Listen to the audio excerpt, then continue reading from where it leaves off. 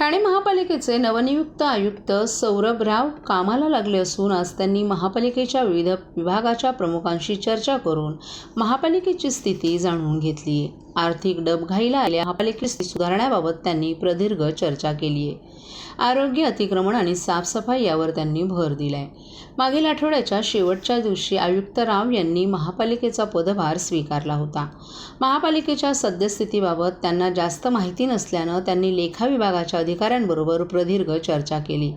आर्थिक स्थिती कशी आहे, मागील किती देणी आहेत, महापालिकेच्या तिजोरीत किती निधी आहे, या वर्षाची देयकं कशी दिली जाणार आहेत, आगामी वर्षात आर्थिक स्तोत्र कसा उभा करायचा आहे, मुख्यमंत्री, विशेष खासदार, आमदार निधीची कामं झाली का, त्याची ठेकेदारांची बिलं देण्यात आली का, याबाबत सविस्तर माहिती पालिका आयुक्त राव यांनी जाणून घेतली।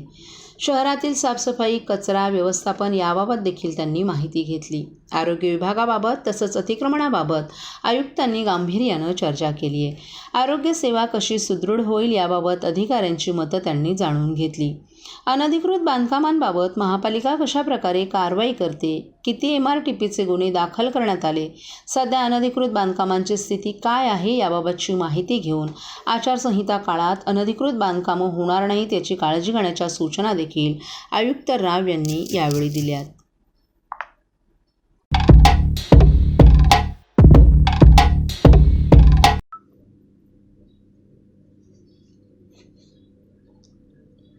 ठाण्यातील मातोश्री गंगूबाई संभाजी शिंदे या कॅश काउंटर नसलेल्या भारतातील पहिल्या रुग्णालयात प्रथमच 2 गरजू महिला रुग्णांवर रोबोटिक मशीनद्वारे गुडघ्याच्या प्रत्यारोपणाची अवघड शस्त्रक्रिया यशस्वीरित्या करण्यात आल्या आहेत। दोन्ही रुग्ण आता स्वतःच्या पायावर हिंडू फिरू शकत असल्यानं त्यांच्या नातलगांनी या नवीन रोबोटिक तंत्रज्ञानाचं तसंच गंगूबाई शिंदे रुग्णालयाचे विशेष आभार मानलेत। मुख्यमंत्री एकनाथ शिंदे यांनी त्यांच्या दिवंगत मातोश्री गंगूबाई शिंदे यांच्या स्मरणार्थ ठाणे महापालिकेच्या माध्यमातून ठाण्यातील किसननगर येथे कॅश काउंटर नसलेलं गंगूबाई संभाजी शिंदे रुग्णालय सुरू केलं आहे। या रुग्णालयात तब्बल 12 कोटी रुपये किमतीचे रोबोटिक गुडघा प्रत्यारोपण शस्त्रक्रियेचं मशीन नुकताच कार्यान्वित करण्यात आले। या मशीनद्वारे बदलापूर येथील पुष्पा केदारे वय वर्ष 50 या महिलेच्या उजव्या गुडघ्याचं प्रत्यारोपण करण्यात आले। केदारे यांना गेल्या 3 वर्षांपासून संधिवात झाल्यानं त्यांचे पाय वाकडे झाले होते। त्यांना बसायला आणि उठायलाही त्रास होत होता। तर भिवंडीच्या बेबी गायकवाड वय वर्ष 66 या महिलेच्या डाव्या पायाच्या गुडघ्याचं प्रत्यारोपण करण्यात आले। त्यांना चालताना अडखळत चालावं लागत होतं। गुडघ्याची शस्त्रक्रिया करण्यासाठी खाजगी रुग्णालयाचा लाखोंचा खर्च या रुग्णांना परवडणारा नव्हता। काही नातेवाईकांच्या संदर्भानं गंगूबाई शिंदे रुग्णालयाची त्यांना माहिती मिळाली। त्यानुसार रुग्णालयात दाखल केल्यानंतर येथील भूलतज्ञ डॉक्टर अक्षय राऊत, अस्थितज्ञ डॉक्टर सचिन पांडे यांनी या दोन्ही रुग्णांच्या यशस्वी शस्त्रक्रिया नुकत्याच केल्या आहेत। या कामी रोबोटिक स्पेशालिस्ट तंत्रज्ञ दुर्गेश तोडणकर, तंत्रज्ञ अजित आहेर, राकेश सोनार यांचंही शस्त्रक्रियेसाठी मौलिक सहाय्य लाभलं। या शस्त्रक्रियेनंतर केवळ 1च दिवस त्रास जाणवल्याचं रुग्णांनी सांगितलंय। रोबोटिक ही एक ओपन सर्जरी आहे। एक शस्त्रक्रिया करण्यासाठी साधारणतः त्यांना 1.25 तासांचा अवधी लागला। एरवी मॅन्युअली ऑर्थोपेडिक्स ऑपरेशनमध्ये असलेले धोके या मशीनद्वारे केलेल्या शस्त्रक्रियेमध्ये टाळता येतात। या मशीनचा लाभ म्हणजे याद्वारे केलेल्या शस्त्रक्रियेत कोणतेही इन्फेक्शन्स होत नाहीत अथवा रक्तस्राव देखील कमीत कमी होत असल्यानं रुग्णांना कोणताही मानसिक अथवा शारीरिक त्रास उद्भवत नसल्याचंही डॉक्टर पांडे यांनी सांगितलंय।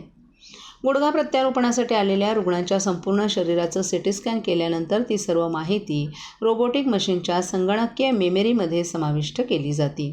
त्यानंतर मशीनद्वारे शस्त्रक्रिया करण्यासाठी संगणकाद्वारे ती तयार केली जाते। Robot, pendant, OTS, surgical planning केल्यानंतर रोबोट स्वतः ही गुडघा प्रत्यारोपण शस्त्रक्रिया करतो। शस्त्रक्रिया दरम्यान रुग्णाला फारसा त्रास जाणवत नाही, मात्र या शस्त्रक्रिया करताना डॉक्टरांना खूप काळजी घ्यावी लागते।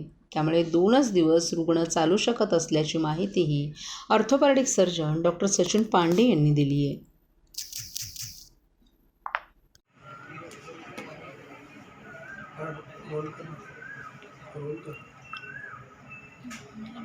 कशी शस्त्रक्रिया रोबोटच्या माध्यमातून आपल्याकडे होते, कशा पद्धतीने ह्या 2 सर्जऱ्या झालेल्या आहेत? आपल्याकडे ह्या हॉस्पिटलला मातोश्री गंगूबाई संभाजी शिंदे हॉस्पिटलला पहिल्यांदा first time in a government setup आपण इथे ते robotic total knee replacement operation केलेलं आहे.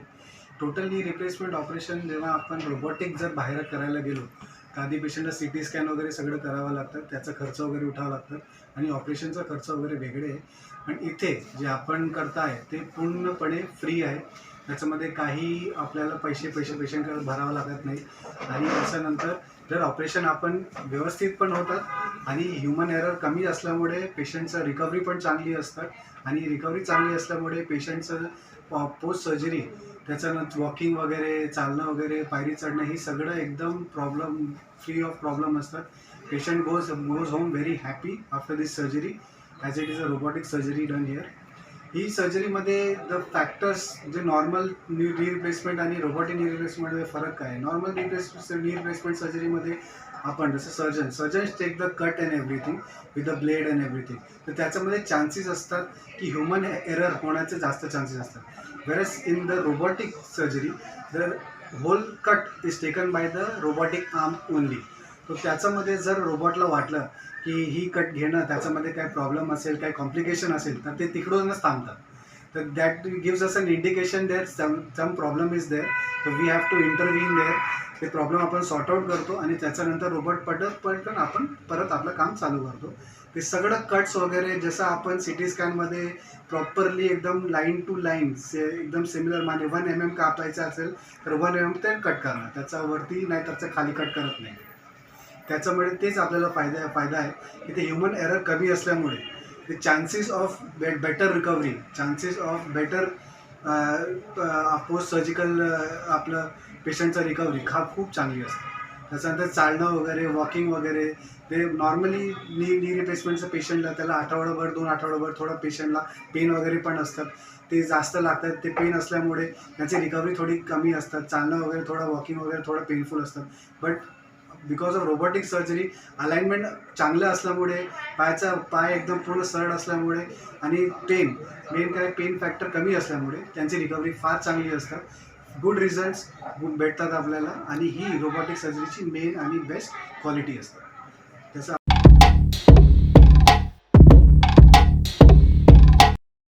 ठाणेकर मालमत्ता करदात्यांसाठी करातील व्याज माफी अभय योजना 31 डिसेंबर 2023 पर्यंत मालमत्ता करावरील 100% व्याज माफ.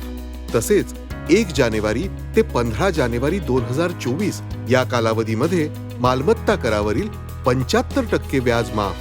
त्याचप्रमाणे 16 जानेवारी ते 31 जानेवारी 2024 या कालावधीमध्ये मालमत्ता करावरील 50% व्याज माफ. तरी सदर व्याज माफीच्या अभय योजनेचा ठाणेकर करदात्यांनी लाभ घ्यावा. महानगरपालिकेच्या कोणत्याही संकलन केंद्रावर कर भरण्याची सोय आहे. ATM, डेबिट, क्रेडिट कार्डद्वारे कर भरण्याची सुविधा उपलब्ध करून देण्यात आली आहे. सोमवार ते शनिवार या दरम्यान सकाळी 10:30 ते सायंकाळी 5 वाजेपर्यंत संकलन केंद्राची वेळ असून करदात्यांच्या सोयीसाठी रविवारी संकलन केंद्र सकाळी 10:30 ते दुपारी 1:30 वाजेपर्यंत सुरू ठेवण्यात येत आहेत. यासोबतच ठाणे महानगरपालिकेच्या propertytax.thanecity.gov.in या संकेतस्थळावर ऑनलाईन पद्धतीने मालमत्ता कर भरण्याची सुविधा उपलब्ध करून देण्यात आली आहे. तसेच गुगल पे, फोन पे, पेटीएम आणि भीम ॲपद्वारे आपला कर सुलभतेने जमा करू शकता.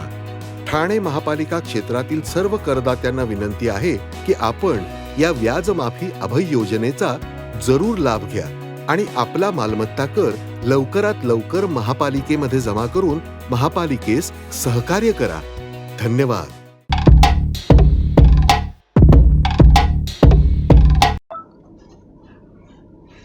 सह्याद्री प्रतिष्ठानचे महाराष्ट्र राज्याचे कार्याध्यक्ष आमदार संजय केळकर यांच्या मार्गदर्शनाखाली सह्याद्री प्रतिष्ठान ठाणे आयोजित तर्फे ठाणे मुक्ती दिन मोठ्या उत्साहात ठाणे मध्यवर्ती कारागृहात साजरा करण्यात आला. या कार्यक्रमाचं यंदाचं हे 10वं वर्ष होतं.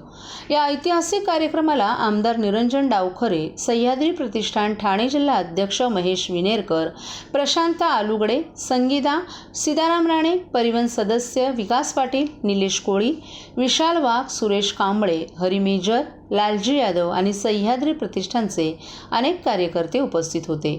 पोर्तुगीजांनी अनेक हाल येथील जनतेचे केले. पोर्तुगीजांच्या अत्याचाराला जनता कंटाळली होती. या जाचातून सोडवण्याकरता त्यांनी बाजीराव पेशवे यांच्याकडे याचना केली असता 27 मार्च 1737 साली चिमाजी अप्पा यांनी एका रात्री स्थानिकांच्या मदतीनं ठाणे किल्ला पोर्तुगीजांच्या जोखडीतून सोडवला आणि ठाणे मुक्त केलं. या लढाईत बलकवडे, ढमढेरे, अंजूरचे नाईक यांनी पराक्रम गाजवला अशी माहिती आमदार संजय केळकर यांनी उपस्थितांना दिली आणि ठाणे मुक्ती संग्रामाच्या आठवणींनाही उजाळा दिला. तर निरंजन डावखरे यांनी ठाणे मुक्ती दिनाच्या नागरिकांना यावेळी शुभेच्छा दिल्या.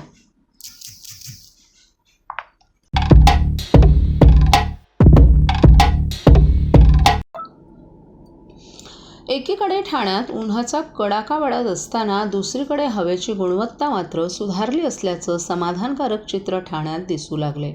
मागील काही दिवसात हवेचा गुणवत्ता निर्देशांक सरासरीपेक्षा कमी आढळला असल्यामुळे हवेची गुणवत्ता सुधारत असल्याचं समाधानकारक चित्र दिसत आहे. मागील महिनाभरात शहराची हवा कधी मध्यम तर कधी प्रदूषित गटात मोडली गेल्याचं दिसून आले. त्यातही सध्या हवेच्या गुणवत्ता निर्देशांक सरासरी 127 एवढा आढळला आहे. शहरात आजही विविध ठिकाणी विकास कामं सुरू आहेत. मेट्रोची, महापालिकेच्या माध्यमातून रस्त्याची कामंही सुरू आहेत. त्यातही रोजच्या रोज होणारी वाहतूक कोंडी यामुळे प्रदूषणात वाढच होताना दिसत होती. प्रदूषण रोखण्यासाठी महापालिकेनं 7 नोव्हेंबर 2023 पासून मार्गदर्शक तत्त्व जारी केली आणि त्यानुसार त्याची अंमलबजावणी करण्यास सुरुवात केल्याचंही दिसून आले. त्यानुसार विकास कामांच्या ठिकाणी प्रदूषण रोखण्यासाठी केलेल्या उपाययोजना, रस्त्यांची धुलाई आदींसह इतर उपाययोजना करण्यात आल्यानं ठाण्यातील हवेची गुणवत्ता निर्देशांक सुधारल्याचं दिसत आहे. ठाणे महापालिका हद्दीत घोडबंदर, 3 हात नाका आणि उपवन येथील हवा मध्यम प्रदूषित गटात मोडत आहे. त्यातही 3 हात नाका परिसरातील हवा मागील काही दिवसात सुधारली असल्याचा दावा महापालिकेनं केलाय. 3 हात नाका येथील हवेचा गुणवत्ता निर्देशांक 151 ते 138 पर्यंत आला आहे. या ठिकाणी करण्यात आलेल्या विविध स्वरूपाच्या उपाययोजनांमुळे येथील हवेचा गुणवत्ता निर्देशांक सुधारल्याचं दिसत आहे. तसंच आता उपवन येथील हवेचा गुणवत्ता निर्देशांक देखील कमालीचा सुधारल्याचं चित्र दिसून आले. तर घोडबंदर भागातील हवेचा गुणवत्ता निर्देशांक देखील मध्यम प्रदूषित गटात मोडला आहे. त्यातही या ठिकाणी 3ही ठिकाणचा हवेचा गुणवत्ता निर्देशांक या महिन्यामध्ये अशा स्वरूपात बदलताना दिसून येतोय. परंतु मागील काही महिन्यांच्या तुलनेत हवेचा गुणवत्ता निर्देशांक सुधारताना दिसून येत आहे.